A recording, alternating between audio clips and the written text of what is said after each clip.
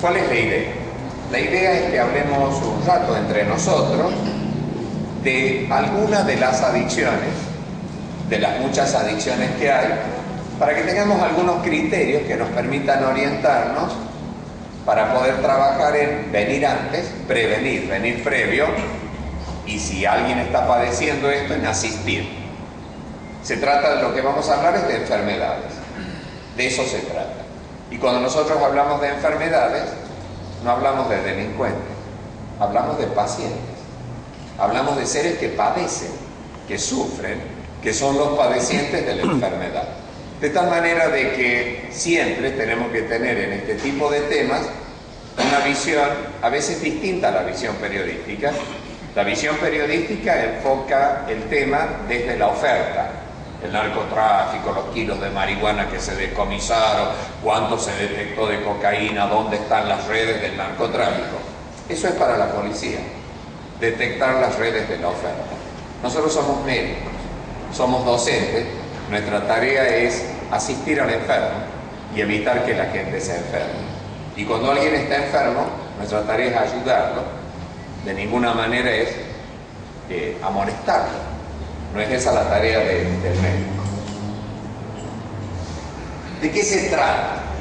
Se trata de un conjunto de situaciones muy diferentes entre sí, que las reunimos bajo el nombre general de adicciones.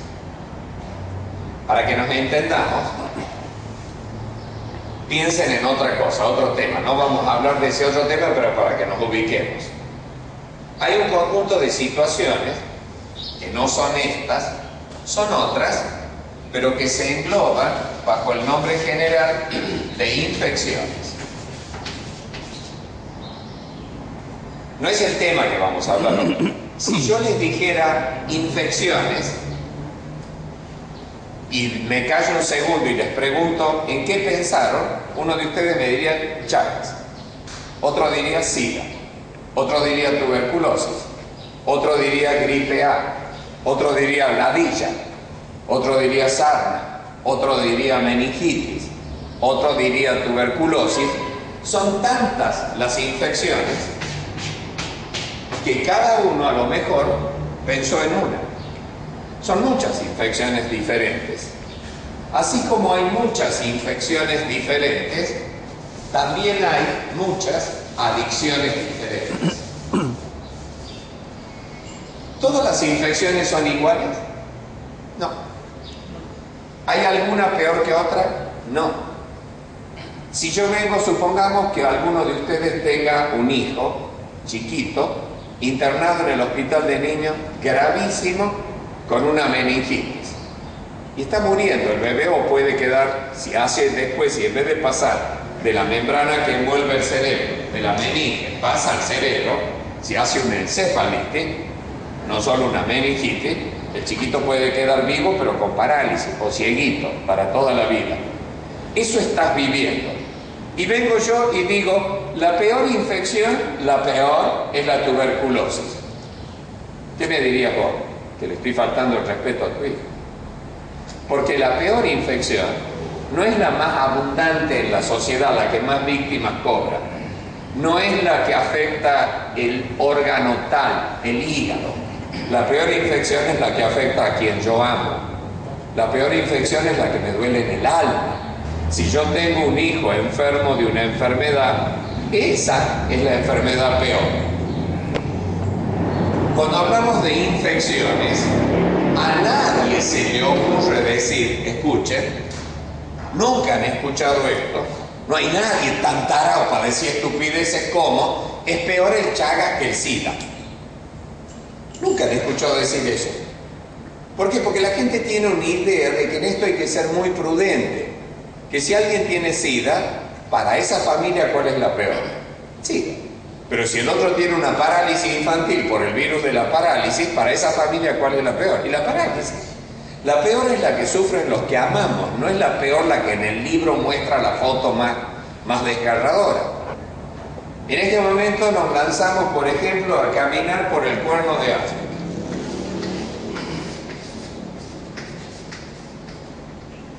Ahí. Somalia.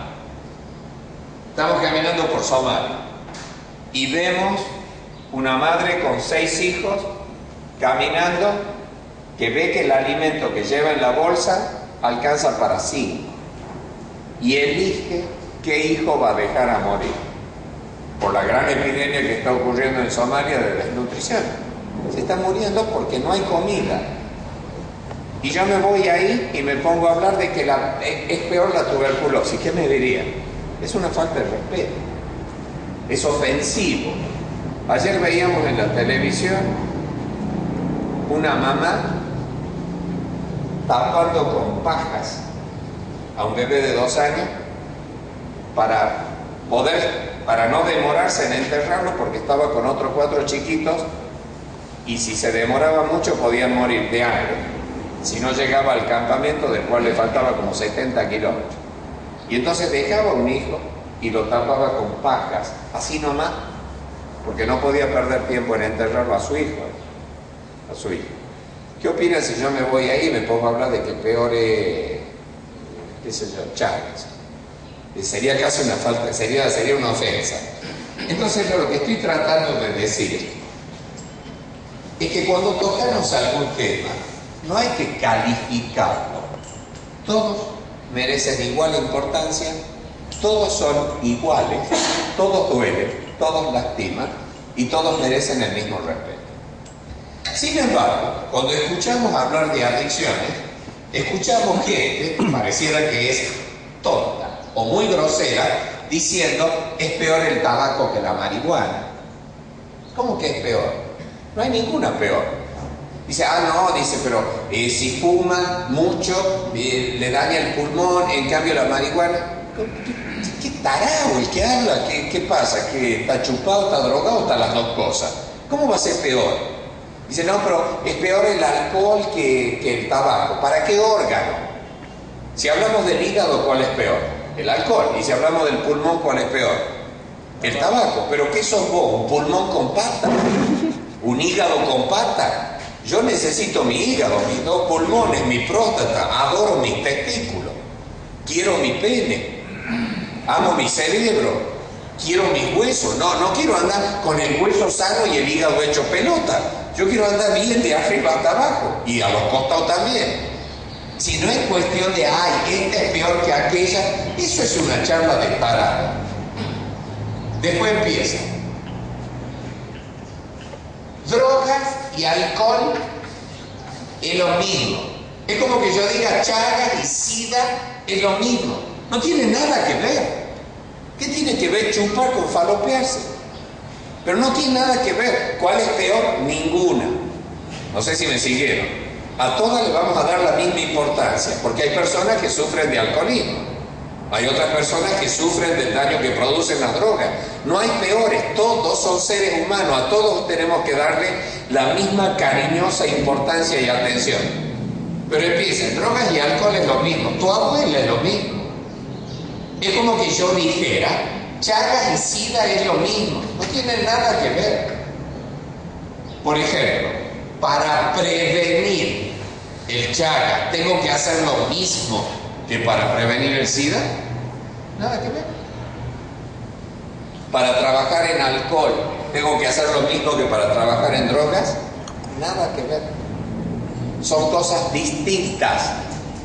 En drogas, 0. En alcohol, beban, con moderación. Se beban, no chupen, que es totalmente distinto. Uno puede beber, no chupar, son 2 palabras distintas. Cristo no le dijo en la última cena a sus discípulos, no le dio un cáliz a cada uno hasta arriba y le dijo, chango, pónganse en pedo todos. Cristo le dijo, de un solo cáliz tomad y bebe todos de él, un sorbito cada uno. Pero no le dijo, tomen y chupen, vamos de joda, fue totalmente distinto. Eso que dijo Cristo está bien, estamos diciendo nosotros, beban con moderación después de los 18. Pero en droga, ¿puedo decir cocainízate con moderación? ¿Marihuanízate escasamente? ¿Anfetaminízate un poquitín? ¿Heroinízate después de los 21? Drogas, hablamos de venenos. Desde que uno es un embrión, si la mamá se droga y cruzan la placenta, hasta que uno tiene 170 años de edad. La dosis de droga que produce el efecto buscado, me dio un saque, boludo, ¿viste? Esa dosis ya produjo daño en un montón de células de distintas partes del cuerpo, dejó marcas para toda la vida. Por eso en drogas, tolerancia cero. En drogas no podemos permitir, para cuidar a la gente, no para perseguirla, ninguna dosis. Porque la dosis que produce el efecto que yo buscaba, y si loco, me deja marcas para toda la vida. En cambio, en el alcohol hay dosis que son buenas para la salud. Por eso Favaloro recorría el mundo pidiéndole a las personas que a la noche, después de cenar, a la noche porque hay una hormona actuando, la melatonina, que con el alcohol se ve favorecida, que de día no.